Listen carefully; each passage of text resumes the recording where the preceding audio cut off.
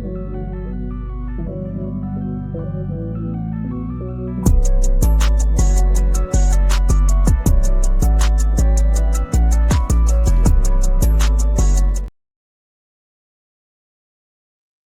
everyone, welcome back in to a brand new episode of the Cherry Heat Check. This is a unofficial New Mexico Lobos basketball podcast. Today is Tuesday, February 3rd. I'll be your host, Ricky Thompson. I'm out here in the Bay Area. It is Super Bowl week down in Santa Clara. It's some lovely weather so far this week. I think it may cool down on Sunday for the game. But lots of excitement out here in the Bay for football. I'm going to be focusing on the best game in conference this week as Utah State will be traveling to the Pit to take on the Lobos. Both teams sitting at 9-2, tied for first place in conference with San Diego State.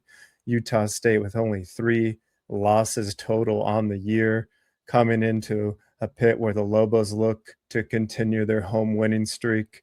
Lobos coming off a 10-point win over the weekend at San Jose State. I was there for that game. I will break that game down for you in that 10-point victory, which was a great game. Lots of offense, a good fan base there for the Spartans, and Lobos come out on top. So I enjoyed myself there. I'll break down that one a little bit for you to kick the show off before I do a deep dive on the Utah State versus Lobos game Wednesday, the 4th in the Pit, late night game. Looking forward to that one on national TV.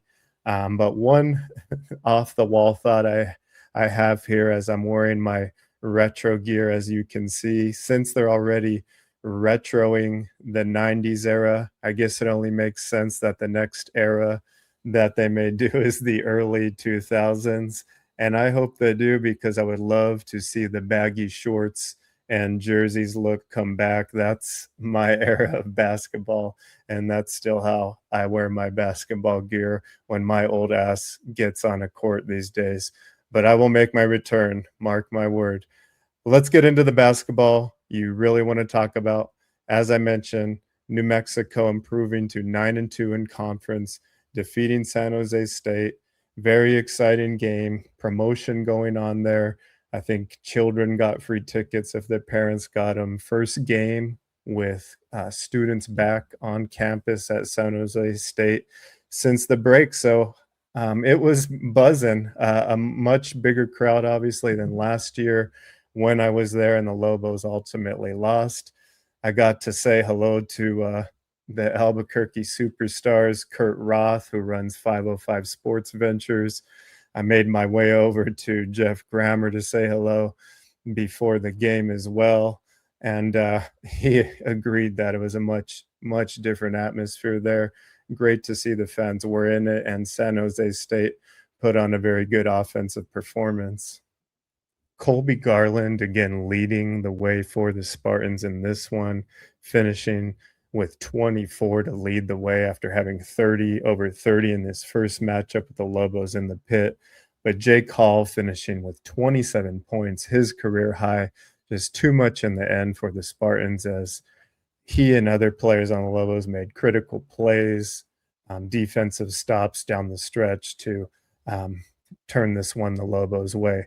Lobos finished 29 of 54 from the field, 53%, 11 of 23 from deep for 47% there. So very good shooting for UNM. There was a lot of cross-court passes early in that game, or skip passes, where Jake Hall was finding himself wide open in that first half. He converting on those looks. Luke hopped a variety of good looks from him, including one where he almost threw it from one baseline to the other. The ball hit the net on the pass, went all the way to Jake Hall in the corner. Great concentration by him to catch it after it hitting the net. He caught it and stroked it from the opposite corner, hitting one of his threes in that game. Bullion controlling the boards, 10 boards, 10 of the 27 for the Lobos, 16 assists overall for UNM, 36 points in the paint. But this looking like a much different game than that against UNLV a few days before, where they were just making the Rebels turn the ball over almost every other time down the court. Spartans in this game only turning the ball over 5 times, and it really led for a clean game. Lobos not able to cause the disruption that they had the prior few games. And credit to Miles and the Spartans for having a game plan ready for New Mexico. But again, Jay Call with that career high 7 threes in this game, doing it in a variety of ways. As I mentioned on the last episode, he can catch and shoot where he barely dips on that shot with his elbows or knees, um, making that critical three-pointer down the stretch there where he puts the ball through his legs on a kind of a delayed motion, steps back for the three to really ice the game at that point.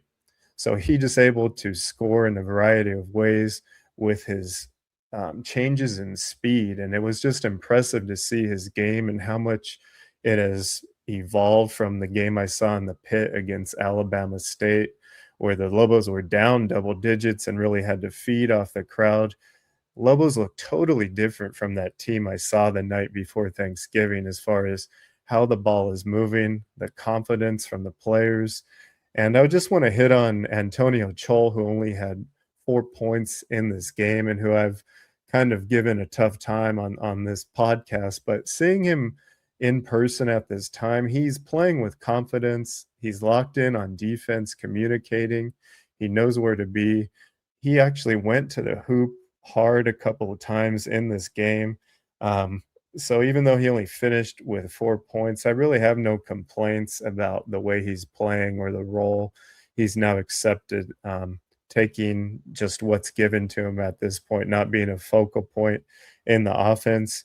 But one thing he needs to continue to work on is his defense, or he will not see himself in the game in these close games down the stretch, and they'll opt for other lineups with him out. But the effort and preparation for Chol was there from everything I could see in person. Luke Hopt, who I mentioned in my last segment here with the great passing, he had adding 8 rebounds for Hopt, just coming in strong wherever the Lobos need him. He being now the second leading rebounder on the team behind Bullion on the season, only scoring 7 points in this one, but big contributor on all other facets, including defense, and really complements Jake Hall very well out there. Dayton Albury played a fantastic game, distributing, making good decisions. A fantastic dump off to JT Rock in the second half that led to a 3-point play opportunity, really got the Lobo fans that were there fired up. So Albury's decision making continues to be good. 5 assists in the game, 5 of 9 from the field. And I think one thing he's quietly improved in conference play here that no one that I've seen has talked about is his 3-point shooting. In this game, going 2 of 3 from deep, both of them coming from the corner. And I don't think that's really his preferred spot, but he lined them up, knocked them down. And I believe in conference play, he's shooting close to 50% from 3-point distance, even though he does not shoot a high volume, only 1 or 2 a game, as we know. But let's not forget, against Nevada, he had the step back 3-pointer to really ice it. So I want to give some credit to Albury's shooting. It has come a long way since the beginning of the season, and statistics show that as well. Only 2 turnovers in the game for Albury. I think his average is around there on the season. So solid game for he as he looks forward to face his old team in the Aggies at the pit tomorrow night.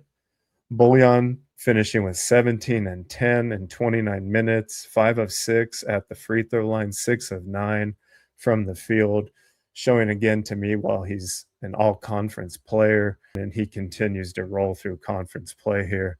Uriah Tenet coming off the bench in the second half, scoring all 14 of his points in the second half, 3 of 5 from the field, 2 of 3 from downtown.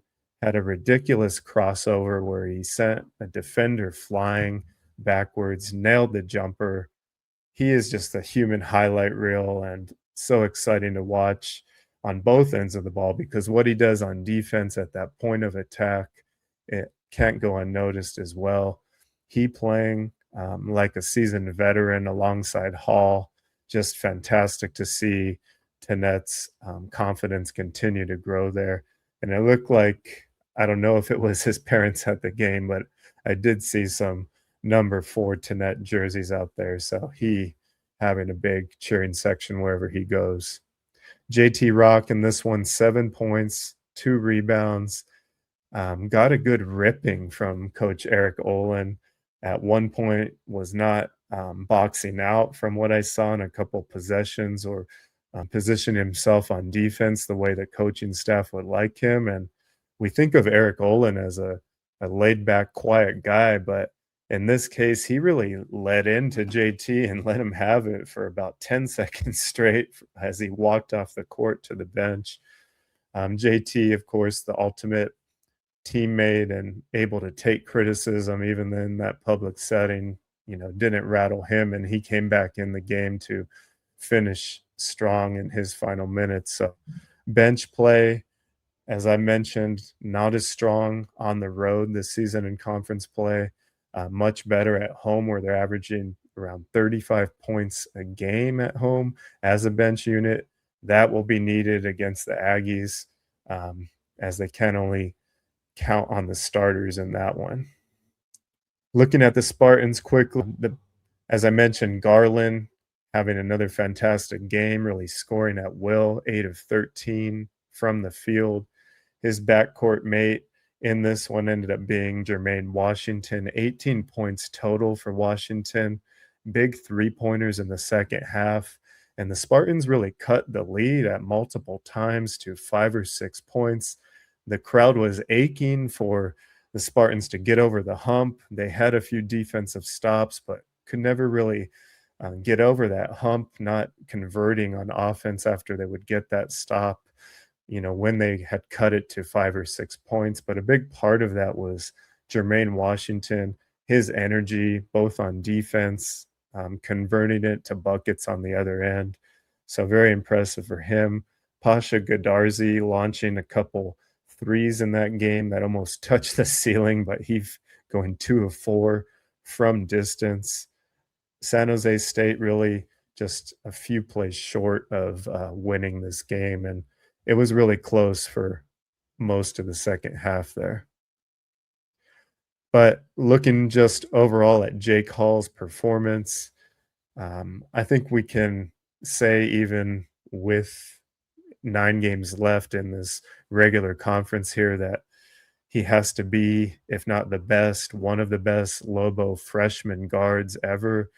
The only comparable ones that come off the top of my head to me are Charles Spider Smith from the 90s. I think he averaged around 10 points his freshman season, and then Kendall Williams in that mid 2000s era where I think he came in averaging around double digits his freshman year as well. Jake Hall well beyond that, he being obviously the key scorer and looking more confident as time goes on. And that was just one of the more impressive offensive performances I've seen in a Lobo jersey in some time. I know we've had Dent and House, but the way that Hall manipulates the defense at these different paces, putting guys on his back, using that pivot foot and change of pace, just incredible to see for a guy that looks like the ultimate surfer out there. Taking a brief look around the conference standings, there will be games Tuesday, February 3rd, as I'm recording this here. I believe San Diego State playing tonight, actually. But as we stand at the moment, 3 teams at 9-2 with the Lobos, of course, Utah State, San Diego State below them, Nevada, and Grand Canyon. Okay, now we'll turn my attention to Mountain West game of the week, Utah State at New Mexico, February 4th, late night game tomorrow. New Mexico 18-4 on the season. Aggies now at 18-8 and 3 overall, both with 9-2 records in conference. Coach Jared Calhoun bringing a strong Aggies team in that was ranked in the top 25 earlier this year, did lose to South Florida in non-conference play, but Calhoun really reloading this roster in his second year here. He having other job offers, it sounds like, in the offseason. They losing in non-conference play to only South Florida in a neutral site game earlier this year, coming rolling in through conference play before losing to GCU and UNLV in back-to-back games, kind of a head-scratching loss to UNLV at home in Logan.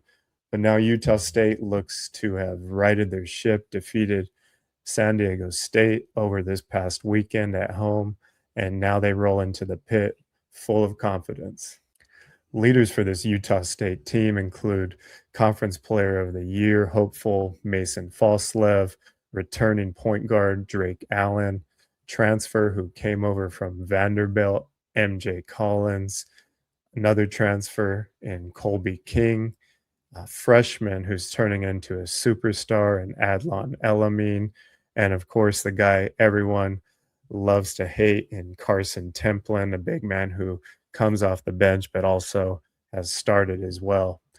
Leading scorer so far for the Aggies has been that transfer MJ Collins, sharpshooter, shooting over 40% from three on the season, averaging over 18.5 points per game so far this year. He and Falsalev will be coming off of lots of pin down screens off the baseline, willing to turn down a good shot for a great shot. Falsalev coming in to add almost 3 assists to his 16 points per game on the year, and he's really improved his free throw shooting as well this year, almost at 79% so far, shooting 37% from deep as well. But his defense can't be overlooked, he being one of the most disruptive defenders in the conference, over 2 steals a game. So he and MJ Collins feeding off each other on offense, but that really comes out of Drake Allen, the point guard, one of the leading assist men in conference, averaging over 5 assists on the season per game for him. And I think Drake Allen's evolution last year and really grabbing a hold of that starting position is a big reason why Dayton Albury decided to go into the portal. Albury obviously wanting more of a role than he had on last year's squad on the Aggies, ultimately ending up at New Mexico, and we all know what he's doing there so far this year. But Drake Allen, really a pass-first point guard, great defender as well, terrible three-point shooter, so the Lobos would like Drake Allen to put it up from deep, only shooting 23% on the year for him. But really the evolution of freshman I mentioned, who stands about 6'9" to 6'10", really has a NBA body frame and maybe that type of ceiling, and that's Adlon Elamine. He right now averaging 17 minutes on the season, but has been starting and getting over 20 minutes a game in conference, averaging 8 points, about 7 points on the season to go along with 3 rebounds so far. But he's a player that will get into the paint, able to shoot the 3 ball at 33% so far. A long defender that I think is going to cause a few matchup problems both on defense and offense for New Mexico.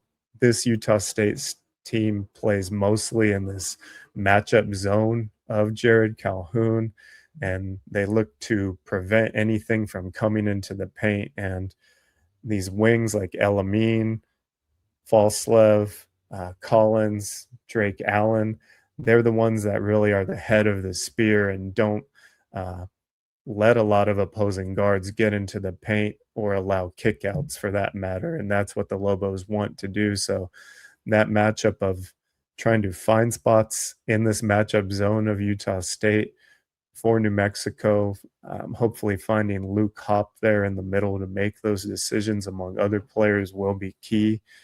But this Utah State defense, very disruptive, which causes runouts and turnovers on the other end.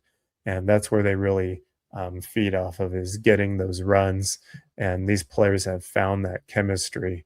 And MJ Collins, who was really just a role player in his previous two schools at Vanderbilt and at Virginia, where he was more of an energy player. Now, obviously, plays getting run for him, and he being the main scorer on this team, fitting in flawlessly with the players they already had. So, credit to Coach Calhoun making it all work so far. Can't, I guess, go without mentioning Carson Templin, 8 points for him, 4 rebounds so far on the season. Ultimate energy guy who has evolved both his body, putting on muscle, and then evolving his game and how smart he's playing right now, becoming a better passer and not just reacting, letting the game come to him and really becoming more effective on both sides of the ball and not just being a psycho on the court anymore. Although he is still crazy and expect him to be on the floor 5 to 10 times a game. Looking forward to seeing him and Bullion get tangled up. Hopefully, Bullion keeps his cool, doesn't get into foul trouble because Templin is the ultimate agitator, as we know. But focusing on Utah State offense and what they've been able to accomplish so far, their effective field goal percentage, 16th in the entire country so far. Not a team that will turn the ball over at a high clip, willing to, as I mentioned, make extra passes to get good shots with unselfish tendencies on offense. Offensive rebounding is something they do fantastic. So not only do the Lobos have to try to contain the transition by not turning the ball over themselves, but they have to try to push Utah State out of their offense, make them start their offense outside of their comfortable zones. And when they're coming off of those pin down picks, the Lobos have to try to push them out, hedge those, and bump those guys coming off the picks. And when the ball does go up, they have to put a body on someone because Utah State, again, one of the top offensive rebounding teams in the country and the top in the conference so far this year. 3-point shooting so far for the Aggies, about 35% on the season, which is fairly good. But where they shine is from 2-point range, over 60% from 2-point field goals for 10th best in the country so far this year. Lobos have to limit the Aggies from getting in the paint, which is easier said than done, as we know. Bench play, as I mentioned, will be critical because JT Rock does bring a wrinkle on defense and allows New Mexico to get into their own matchup zone, which should confuse Utah State and throw them off guard, hopefully, when Tannett and Rock check into the game. So look for Utah State to want to get into the lane and be effective there, as that's what they've done all year. But New Mexico, obviously, very good at making teams get out of their comfortable spots and making them shoot more threes than they would like. Utah State, not a team that wants to shoot a ton of threes outside of Collins. So look for the Lobos to deploy that 3-point heavy style defense as they always do. And Lobo defense looking to bounce back after not their best game against San Jose State a couple of nights got down here in the Bay.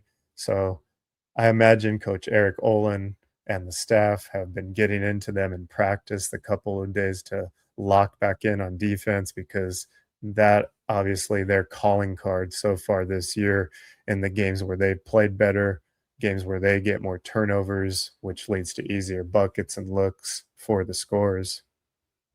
Turning the page to Utah State's defense, one of the top in the country there as well, 38th in Ken Palm adjusted defensive efficiency when I checked yesterday, causing teams to hold onto the ball at one of the longest possession lengths so far in the country at over 18 seconds per possession.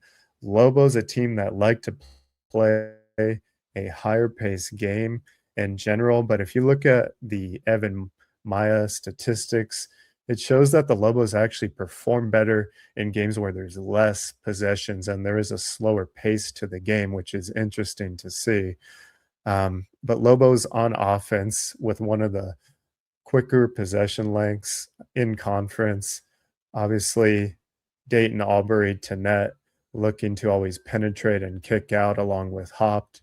But now Jake Hall taking on even a different dimension to his game as he's now able to create more with the ball at this point in the season, adding just another dimension to the Lobo offense.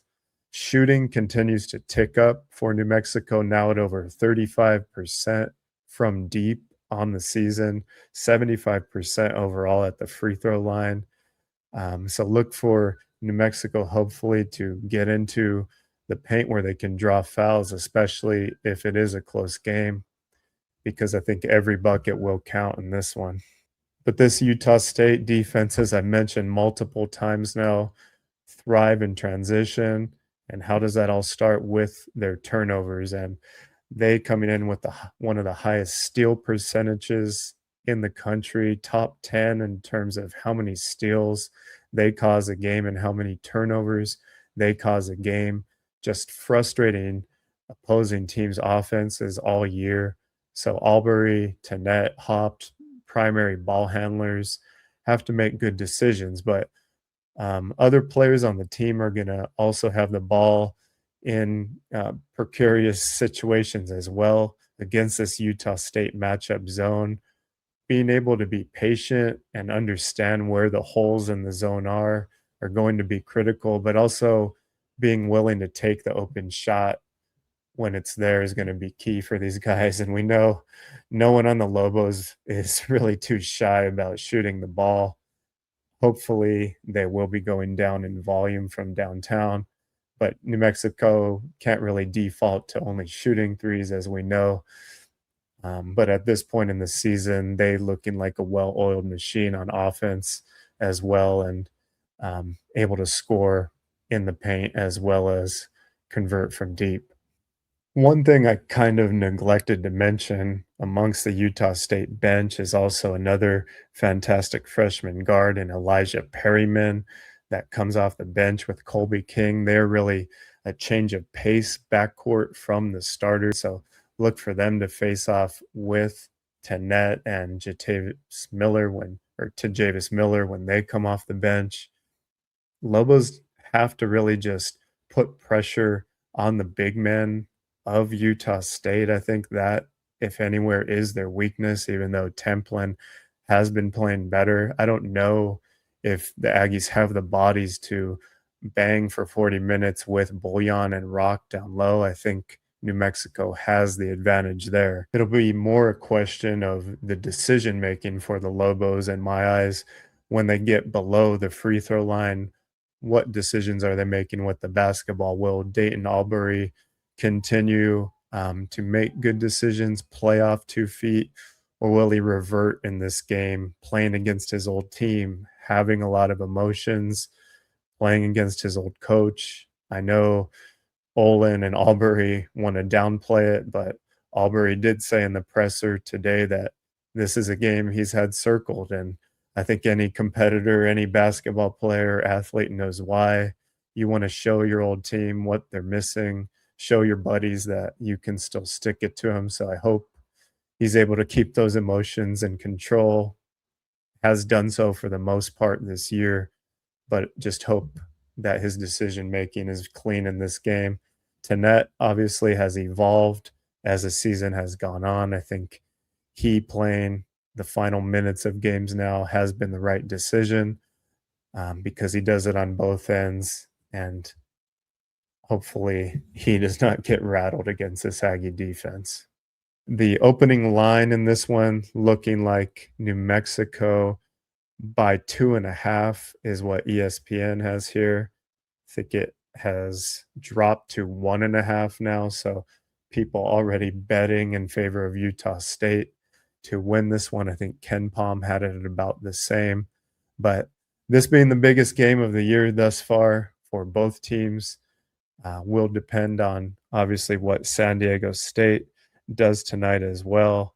But very critical game at this point in the season, as New Mexico will also have to go back to Logan to play Utah State shortly.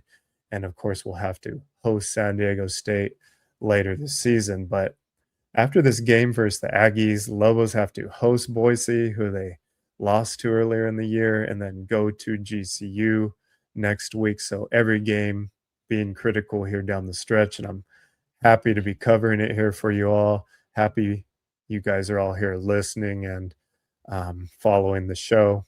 I will be back after the conclusion of this, what should be a fantastic game and a Lobos victory, I will say. And I will be back to tell you what happened. Thank you, everyone, again for checking in on the Cherry Heat Check, and I will catch you on the next one.